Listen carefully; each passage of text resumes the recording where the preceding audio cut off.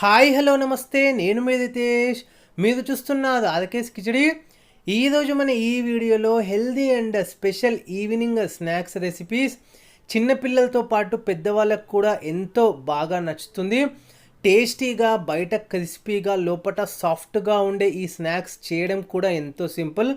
మనం దీన్ని రా బనానా అరటికాయతో చాలా సింపుల్గా ప్రిపేర్ చేసుకోవచ్చు. మరి లేట్ చేయకుండా లెట్స్ స్టార్ట్ అవర్ వీడియో.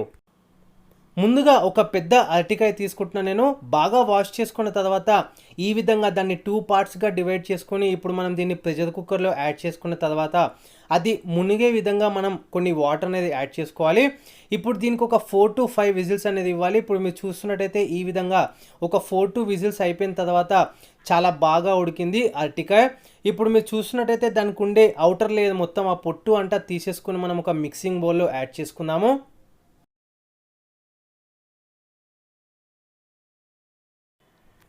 ఇప్పుడు అరటికాయని మనం ఒక మిక్సింగ్ బౌల్లో యాడ్ చేసుకున్న తర్వాత స్పూన్తో లేదా హ్యాండ్తో ఈ విధంగా మంచిగా మనం మ్యాష్ చేసుకోవాలి.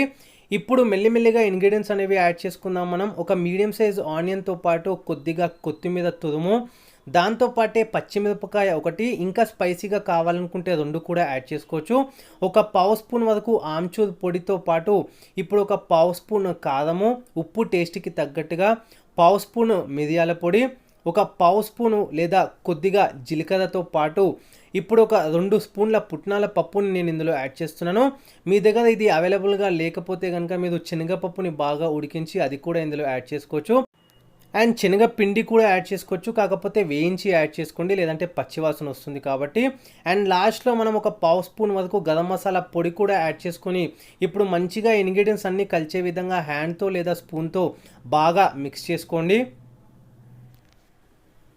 ఇప్పుడు బాగా మిక్స్ చేసుకున్న ఈ స్టఫింగ్ అంతా కూడా మనం కొద్దిగా తీసుకుంటూ చిన్న చిన్న బాల్స్ మాదిరిగా ప్రిపేర్ చేసుకొని డీప్ ఫ్రైకి సరిపడినంత ఆయిల్ అనేది హీట్ అయిన తర్వాత ఇప్పుడు మనం వీటన్నిటిని కూడా డీప్ ఫ్రై చేసుకోవాలి, గోల్డెన్ బ్రౌన్ వచ్చే విధంగా. ఒక్కటి గుర్తుపెట్టుకోండి, ఎక్కువ హీట్ ఉండొద్దు ఆయిల్ అనేది. సో లో flame and medium flame adjust చేస్తూ మంచిగా కలర్లకు ఎప్పుడైతే వస్తుందో లైట్ గోల్డెన్ బ్రౌన్ వచ్చేంత వరకు మనం దీన్ని ఫ్రై చేసుకొని సర్వ్ చేసుకున్నట్టయితే ఎంతో టేస్టీ అండ్ హెల్దీ, పిల్లల నుంచి పెద్దవాళ్ళ వరకు అందరికీ నచ్చే అరటికాయతో మనం కబాబ్ సింపుల్గా ప్రిపేర్ చేసుకున్నాము. దీంతో పాటు టొమాటో సాస్తో కనుక సర్వ్ చేసుకున్నట్టయితే ఇంకా సూపర్. ఇది వాళ్ళ వీడియో కనుక నచ్చినట్టయితే లైక్ చేయండి, షేర్ చేయండి, కామెంట్ చేయండి. ఛానల్ ఏదైనా కొత్తగా విజిట్ చేసినట్టయితే వీడియోస్ చూడండి, నచ్చితే కనుక కంటెంట్ అప్పుడు సబ్స్క్రైబ్ చేసుకోండి. ఇంకేమైనా మీకు రెసిపీలో డౌట్స్ ఉన్నా మెసేజ్ చేయొచ్చు, ఇన్స్టాగ్రామ్లో కూడా మీరు ఫాలో అవ్వచ్చు. Thanks for watching this video.